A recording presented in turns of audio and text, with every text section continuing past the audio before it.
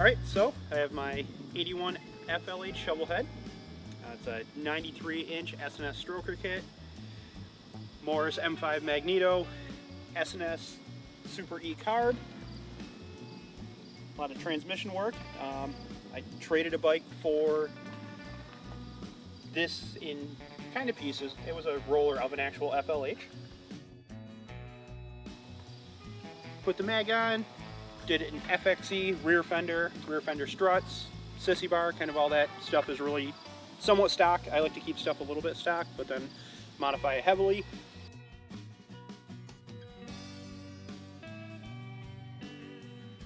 It's got a, I believe, AEE narrow 41mm front end. Chrome lowers, I got it as it is. If you compare it to an FLH, it's probably 8, 10, 12 over. Not really sure. It kind of fell how I wanted it to with a 19-inch wheel. I really like that. The headlight was on it. I rode home at night one night with the standard H1 bulb in it, and I couldn't see anything. So I literally just rode home knowing the road. I threw a LED passing lamp out of like a touring bike in there. So that's way better. I can now ride it at night and see where I'm going instead of just assuming street light to street light on country back roads. Made it pretty interesting. Got Henry Abe mag wheels on that narrow front end. I kind of like those. I've always liked those. They're a Japanese wheel made for Harleys, kind of catalog-esque. Bars had these. They're stainless steel, made by Maltese Machine Co. Angelo made them for me. They're kind of your standard Z-bar, but they're narrowed in to fit the front end. And these are turn, drop down, everything, just the way that I wanted them, so they fit me perfectly. Tank is actually the one that was on my 66 BSA.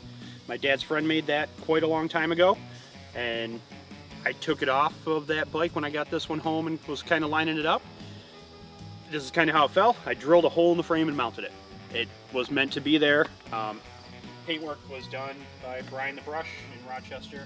He also did the Sportster. And my helmet that's on the back of this, I've known him for 15 years or so. And he's done a lot of work over the years with everyone you could think of. He's buddies with David Mann, went to all the Ed Roth parties at his house and all that fun stuff. The seat actually is something odd. I didn't know what it was. The guy I traded with, I had seen the seat. I thought the pattern was neat. He said he couldn't ride it, but he's like 6'6". I put it on there. It's actually an Arlen Ness seat made by Danny Gray for a Shovelhead. So it's a weird collaboration of stuff that I normally I don't love all the time, but it was kind of cool that without knowing what it was. It definitely works with the patterning on the tank. The broken pattern of everything's got a flow to it in a way. Yeah, for sure.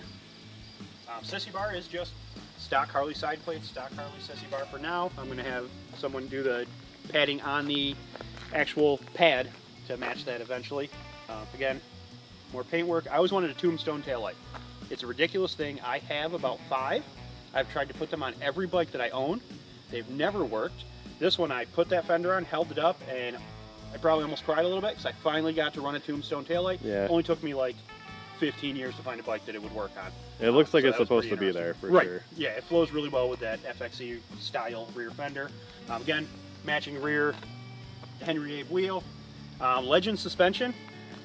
That changes the world on the ride of a bike. Yeah, you got some adjustment there. I see. I didn't notice that earlier. They're super nice. I would recommend them to anybody. GME caliper. That rotor that I just picked up off a dude, it's a chrome rotor. Oddly enough, it kind of matches the pie shape of the wheel, so it flows together. Looks pretty intentional. It was not. It was cheap, just like anything else. Yeah. What's the story with the wheels? They're Japanese wheels. They're just catalog. They're an old catalog thing. Henry Abe's the company.